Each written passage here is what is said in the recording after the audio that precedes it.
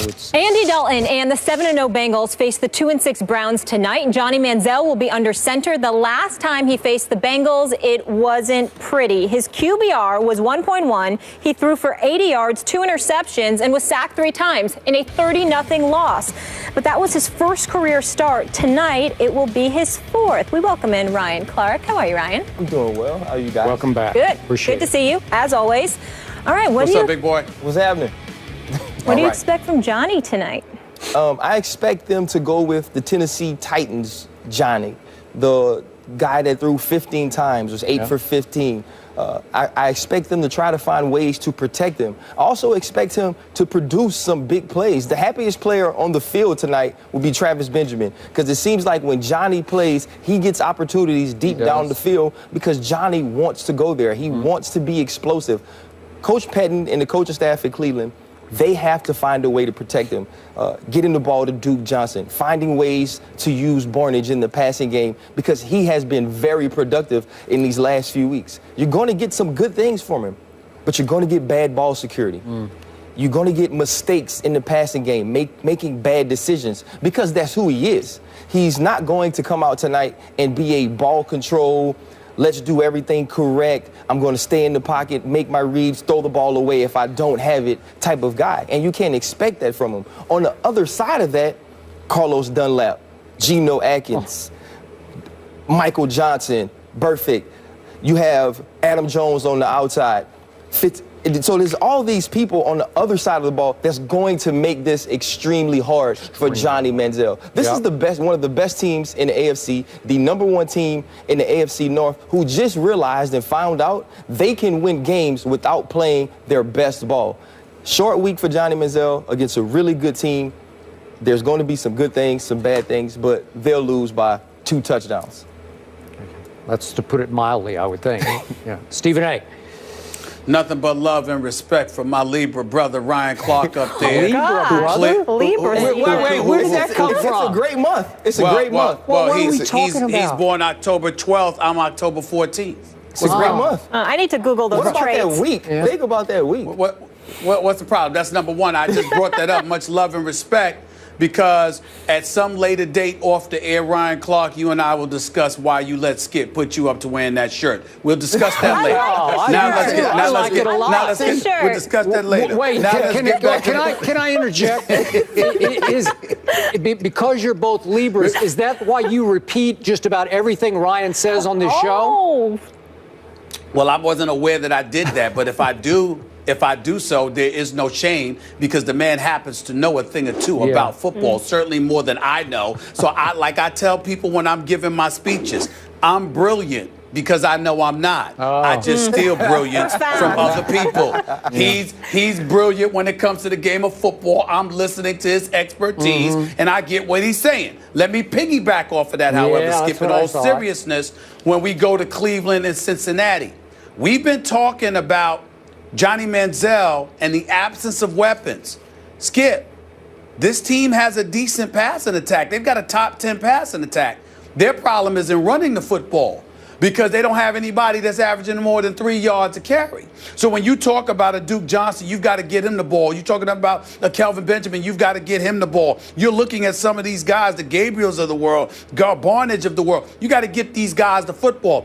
They seem capable of doing so with the Johnny Manziel, but they're going up against a superior Cincinnati Bengals team on the road. If they could run the ball more effectively, I would have more faith that they could make this an interesting game. But Ryan, Skip, because I think they're going to have to air it out in order to really put some points on the board, I think to some degree that's going to play in the Cincinnati's hands. I think that you're going to see guys getting a hat on Johnny Manziel. I could see 1 or 2 fumbles coming tonight, Skip, and at least 1 interception. So I'm going to pick Cincinnati to win this game by about 14. I don't think that Johnny Manziel will be god-awful, but I do think that he will make some mistakes. I also believe it will be contributed to the fact that they don't have much of a running game. And the combination of that, along with his miniature status, once they put a hat on him, I think they're going to hurt him a little bit. They're going to wear him down, and there's going to be some turnovers that's going to be imminent, and that'll lead to Cleveland's demise. I'm sorry. This is going to be another nightmare for Johnny Manziel. This is wrong place, wrong time, wrong opponent, division rival. You can argue that the Browns will get up for this because it's somewhat of a rivalry, Ohio rivalry, obviously. But listen, the Browns in points scored are 25th in the league. In points allowed, they're 26th in the league. So I don't, Josh McCown's made some decent throws because he's a tough guy. He hangs in, he's smart, and yet they can't run the ball. They're 31st in rushing, so that will take no pressure off Johnny Manziel. I thought Brian Billick was interesting on Mike and Mike this morning because he said to me as I watch it, it's so easy right now to defend Johnny because you just tell everybody, stay in your lanes, keep him in the pocket, and play zone against him because he's played so little that you know this way better than we do. But if you just mix and match a bunch of zones that are just so confusing on the fly, especially on the road against, as you said, a very talented and experienced defense, it's mind-boggling what he would see or not see because Gary Barnidge, who's had a nice year, but he's bounced around, and it's like, that's all you got is Gary Barnidge? Really? And I agree with Travis Benjamin. I mean, he can get behind people. I just don't think he'll get behind these people. I just don't think they'll allow it. And I don't think Johnny will have enough time. And we know that when Johnny gets outside the pocket, he can do as much damage as anybody in pro football when he gets outside. I don't think they will allow it. I think Marvin Lewis is too good at coaching that side of the ball. And in Cleveland's side of the ball, Joe Hayden, who's the best player in their defense to me, we had him on the show back at the NBA Finals, great young man. God bless him. He's in the concussion protocol. I'm almost sure he's not going to play tonight. So what? What are you going to do? I mean, you guys are saying 2 touchdowns. I mean, it feels like 4 touchdowns to me. It feels like it's going to get out of hand fast. Skip, go ahead. Skip, the most important. Cincinnati is 7th on defense in terms of points allowed, but 22 in terms of yards allowed, and they're 23rd against the pass. So what that says to me, because I see the personnel that they have and I know they're talented enough, is that they take a lot of chances. They bend, but they don't necessarily break, but they take a lot of chances. And I believe that because it's Johnny Manziel that's out there, somebody that they've clearly rattled in the past, I think you'll see Cincinnati taking a few things for granted, taking a few chances, and opening up opportunities for Johnny Manziel to exploit. He'll lose more than he'll win, but I think he'll have some good moments tonight and at least attempt to make it respectable.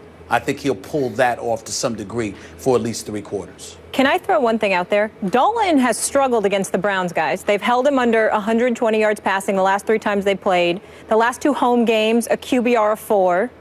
Just playing devil's advocate, not suggesting anything. That was with a good Joe Hayden. Good Joe Hayden. Healthy Joe Hayden. I know. That was Tayshaun Gibson last year being pretty much the breakout star at free safety. Yep. And so there were some different things going on. And it was also a different Andy Dalton. It wasn't the Andy Dalton we saw come out last week, throw a pick in the red zone, and then drive his team back down to score the winning touchdown. So you're looking at this team, and it's totally different. It's a team that has something to prove, and he hasn't been good in primetime. He really hasn't. But this team is so much better than the Cleveland Browns are, it really doesn't matter. No. Andy Dalton just has to be okay. He has to go out and not lose it. You're talking about Johnny Manziel on a short week with an opportunistic defense, because even though, like Stephen A. said, they give up yards, you look at last week against the Steelers, they created turnover. Reggie Nelson with 2 picks. Williams comes up with a huge pick on the sideline. That's why they won that game. So if they're opportunistic against a guy like Ben, even though he's coming off of an injury, think about Johnny Manziel, the chances he takes, like you said, playing a zone, getting eyes to the quarterback. Kirkpatrick, those guys, they're going to have opportunities to make plays. And I think they make plays tonight, enough plays that this game's not even close. Okay, quick thought from you. Johnny's future in this league, in football in general. I think Johnny can play. Okay. I think they're doing a really good job of bringing him along slowly. I have confidence that he can be a starting quarterback in this league. Do I think he can be an elite Pro Bowl level quarterback? I don't believe so, but I do believe he can lead a team to wins in this league. In Cleveland or elsewhere? I think he's going to have to be elsewhere. I don't think that's the place for him to excel. They don't really have the right people around him, and their offense isn't ran in a way I feel like he can be super productive. Skip, Ryan, Molly, 3 quarterbacks. Johnny Manziel, RG3, Colin Kaepernick all need to be elsewhere. Yeah. Yes. next season. Agreed. Yep. Can I get a score quick, guys? Let me answer this real quick. Go for Just real quick. Look, Johnny off the field has issues. We know about them. He was in rehab for an estimated 10 weeks, 2 months. Mm-hmm. And he came back into this year on a zero tolerance policy, and then he had this incident.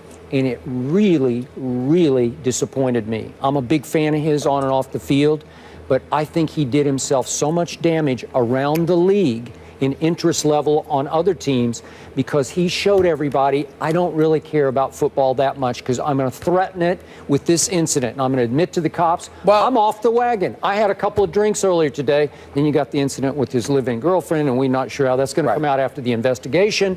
And I think other teams said, really? That's all you got? That's all you care about your what's left of your career? Skip, let me tell you why you're not. I want to emphasize, you're not wrong.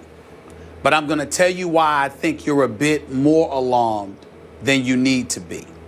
I think the combination of his troubles are exacerbated by knowing, I'm going to use this phrase, I think he's in a hostile working environment.